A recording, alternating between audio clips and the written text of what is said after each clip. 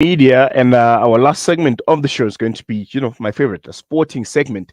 We'll be focusing on blind cricket. There's currently an ongoing series where New Zealand have made their way to our shores. The New Zealand blind cricket team, have made their way to South Africa, where they are facing off with the Proteas, the South African blind cricket national team. And to chat to us about that and basically to break down, blind cricket is Ndumiso Nyawose. I'm sure you're interested as I am on how blind cricket is, played. Considering that the blind can't really see quite clearly, and cricket needs that kind of precision. But looking at how things are going, the South African blind national team seems to be giving New Zealand a run for their money. And Ndumiso Nyawose, he's joining us via StreamYard. He's the coordinator, the national coordinator of blind cricket South Africa. And Ndumiso, thank you so much for joining us, and welcome to Salam Media. Thank you so much for having me. Real pleasure. Yeah. Blind cricket. I'm sure a lot of listeners and our viewers, have question marks. Those that haven't heard about it yet. What exactly is it? How similar or how different is it to the cricket that we are accustomed to? How is it played? What kind of equipment is used? I'm sure there must be a lot of differences as there are similarities. Yeah, exactly. So yeah, blind cricket, it's pretty similar to the standard cricket that people know. So the pitch is still the same, the field is still the same, you still got your umpires, all of that. Then the differences, firstly, the ball. It's a hard white plastic ball, and it's got some ball bearings inside it. So as it moves along, it almost makes a noise like a baby rattle. It's Mhm. basically, especially as it's like rolling or bouncing. And secondly, you've got the stumps. The stumps are bright red stumps with also a white portion on them. So that that brightness helps the stumps stick out, particularly for players who at least have some sight left.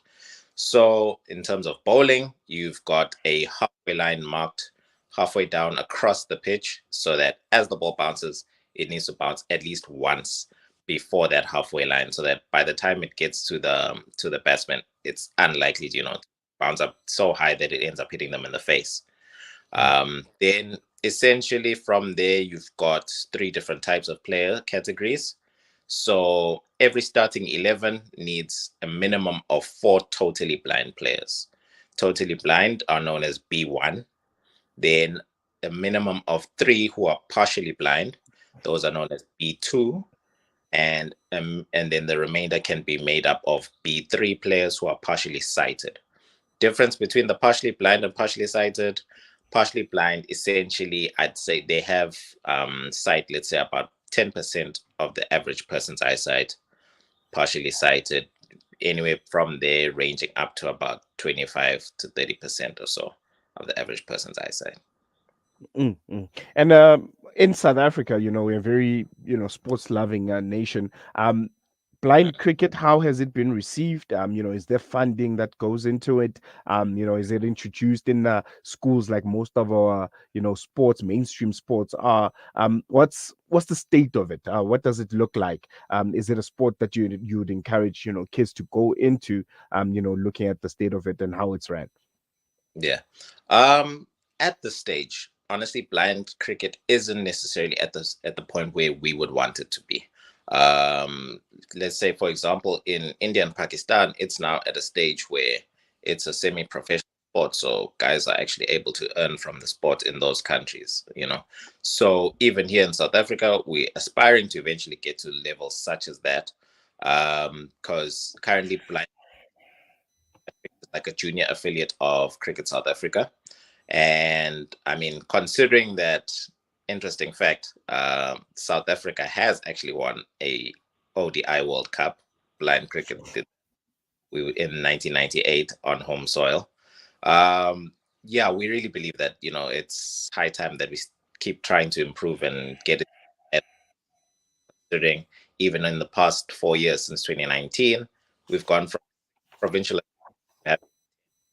currently another one or two also showing interest in different regions around the country. So, yeah, definitely moving. We're also getting into blind schools a lot more now around the country. Yeah, I think the interest is probably higher now than it's ever been. You've got Hollywood Bets and other major companies who've started to get on board. Yeah, so I think it's really, really exciting times. And yeah, of course, we encourage as many people to get involved as possible, especially, of course, visually impaired. But even those who aren't, you can always be there involved within the sport and contributing as a volunteer, umpires, scoring, all these various aspects, coaching, all of that. The New Zealand blind cricket team has made its way to South Africa. The first T20 was played on Tuesday. We won there by 80 runs. How was that match? I'm sure it was a real serious test for the guys, but they came out tops. Can you maybe summarize that game for us a bit? Yeah, really good opening match. I think the boys, they were ready, really putting to 91 for 2 in our 20 overs, having won the toss, choosing to bat. Got the two brothers in the squad, the Bidla brothers. They actually opened the batting, B2 and B3 respectively, South African captain Mbohle. So yeah, they both finished with half centuries. Luande eventually top scoring with 83 and getting himself a catch as well, actually, when the New Zealand innings came about. And yeah, I think just the bowling and fielding was so tight and full of pressure on the Kiwis. Unfortunately, they just couldn't muster up enough to get it over the line for them in that first game. So winning by 80 runs, pretty convincing in the end. But yeah, we're still looking way ahead because we've got a World Cup as well, T20 Blind Cricket World Cup in Pakistan in November later this year. So the boys are fully focused. We're going to a quick break. When we come back, I want you to throw us forward to today's game. We know that there's going to be a second T20 that South Africa is going to be playing with New Zealand, and also preparations for that World Cup that you mentioned. I think I will answer that after the break. How are they going? And if we can come back with the trophy like we did back in 1998. For sure. All right. Day by day. This is Salam Media.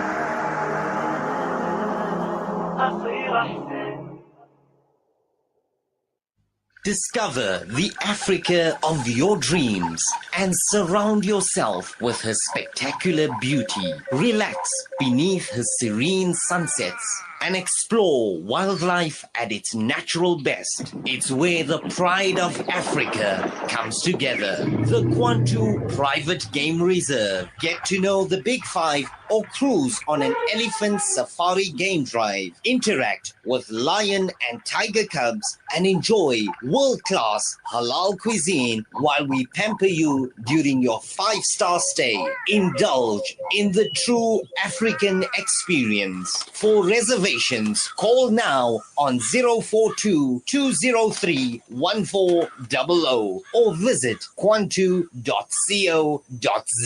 The Kwantu Private Game Reserve, the place of gathering. Sponsor an orphan, and you'll help support a vulnerable child to have the education they've always dreamed of, so they can build a brighter future. You'll be feeding a hungry stomach and a hungry mind with knowledge that will last them a lifetime. That's the power of an education. Sponsor an orphan now with Islamic Relief. Shimmer, sparkle, captivate. Nothing less than a masterpiece.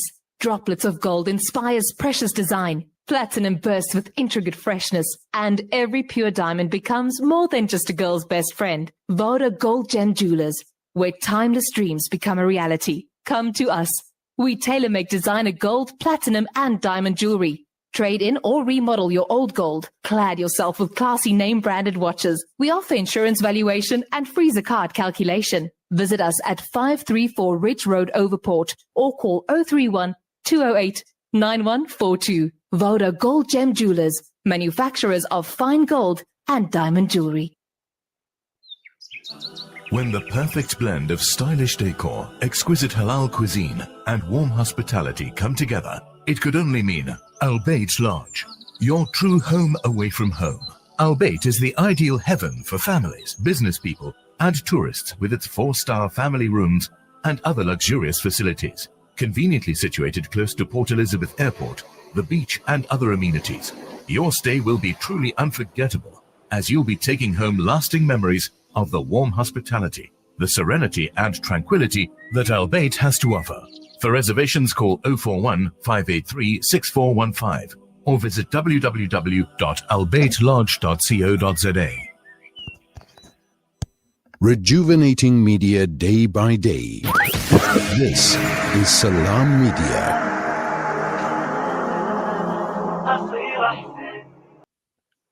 Welcome back. You tuned into Salam Media. The time is 10 minutes before we reach the top of the hour, 10. And I'm still joined by National Coordinator of Blind Cricket South Africa, Mr. Ndumiso Nyawose. The Proteas are, battling it out with New Zealand. They made our way to our shores. The first T20, we were able to beat them by 80 runs.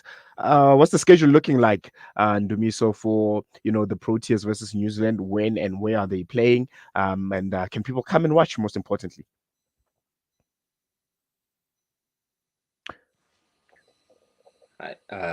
Sorry, I just lost you there a little bit.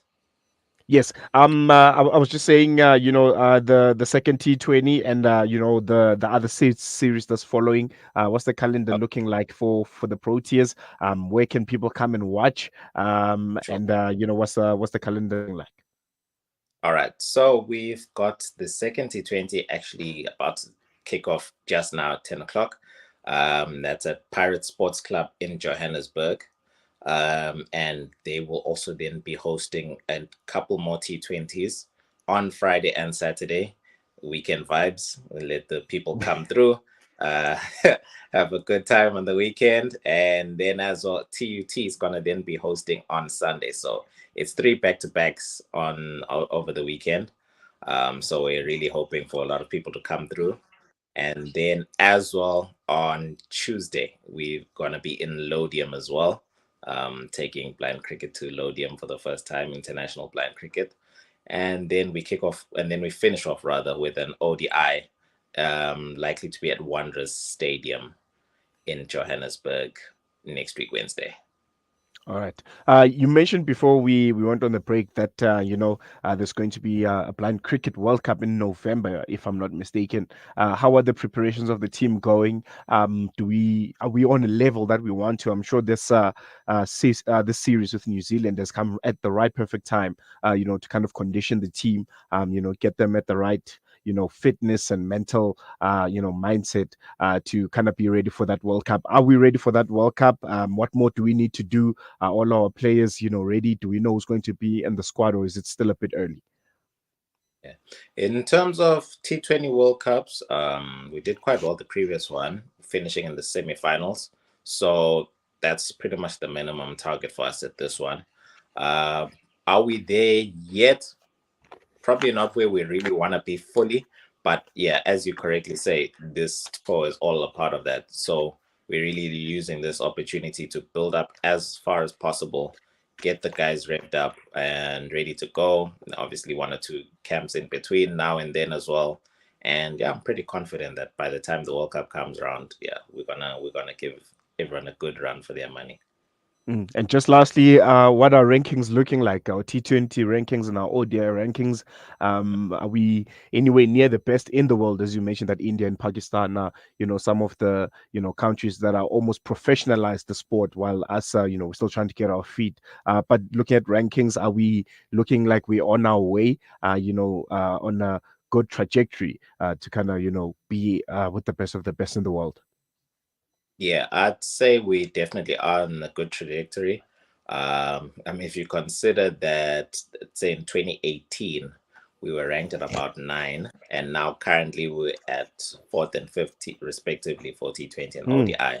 It's really impressive. So yeah, well, now we're moving up. Yeah. We definitely have targets to be as ambitious as possible because we want to bring that World Cup trophy back home one more time. We're going to hold you to that. I'm going to let you go now. I'm sure you want to prepare for the game also, and Ndumiso, but it was a pleasure chatting to you and learning more about blind cricket. Thank you so much for having me, guys. Yeah, and I'm going to call you after that World Cup. South Africans are winning everything now. So Yeah, no pressure. definitely pressure. uh, thank you so much, Ndumiso. Ndumiso, the national coordinator of Blind Cricket South Africa, just shedding light a bit on blind cricket and letting us in on that T20 series that's currently ongoing with the New Zealand international blind cricket team making its way to South Africa. So if you are in Gauteng, make your way to the Pirates Sports Club, where the Proteas, the blind cricket Proteas, are going to be fighting it out with the New Zealand blind cricket national team. We beat them in the first T20 by 80 runs, which is really impressive. And the guys are preparing for the World Cup, which is going to be happening in November in Pakistan. We're currently ranked number 3 in the world, which I thought to be very, very impressive. Maybe the standard cricket guys can learn a thing or two from the blind cricket guys. But yeah, I think we had a really, really incredible show. There's a lot going on. I'm just trying to find some of the headlines that we'll be focusing on here on Salam Media. I think the first one that stands out for me is Israel hitting Gaza with airstrikes on Tuesday as world powers grapple with how to broker a ceasefire ahead of a UN Security Council vote. We saw that that vote happened, and America blocked or vetoed the vote. So that's one thing to look forward to. We'll be catching up with Aisha Vahid, who's live at the ICJ, where the third day of the proceedings are currently happening. So that's one thing to look forward to. And then number 2, yesterday, President Cyril Ramaphosa announced that 29th of May will be the date for the 2024 general elections. So if you still looking to check who you can vote for, you can tune into Salam Media, where we're talking to various political parties about their manifestos and why you should be voting for them. We have a date, the 29th of May, so make sure that you're registered, all your particulars are in order, and you'll be also making your vote count in leading a better South Africa. Number 3, almost 8 million people are now unemployed as jobless rate rises. The fourth quarter of unemployment rate rose by 0.2 of a percentage point to 32.1% from 31.9 in the third quarter, according to Statistics SA. We touched a bit on that with Mr. Moloi there from Stats SA about the impact that's going to that statistic is going to have on the country's economy, and also breaking down some of the demographics and the nitty gritties of those numbers. We know that the Minister of Finance will be making his budget speech. We also chatted a bit on how that particularly is going to be, something to look forward to, and how it impacts the country's coffers with the unemployment rate rising. And just lastly, over a year after the end of the e-tolls was promised, Gauteng Premier Panyaza Lesufi announced that the formal switch off would now begin on 31st of March this year. So if there's still anyone who's paying the e-tolls, just rest assured that the 31st of March is going to be the cutoff date of the e-tolls, where they'll be completely scrapped out by Panyaza Lesufi there making that announcement. But yeah, I think we've come to the end of our show. Thank you so much for tuning in. I'm sure you can hear that I have a bit of a flu, so thank you for being with me. There's a flu going around at the office, and I seem to be the latest victim. But this is where we wrap it up. From me, Salalo Makwidire, and the rest of the team is goodbye. And thank you so much for joining us. You can tune into Salam Media on various social media platforms. If you missed any of our interviews, you can check them on our social media, or check them on SoundCloud, where we are podcasting and posting them. But for now, from me, Salalo, it's goodbye, and till we meet again.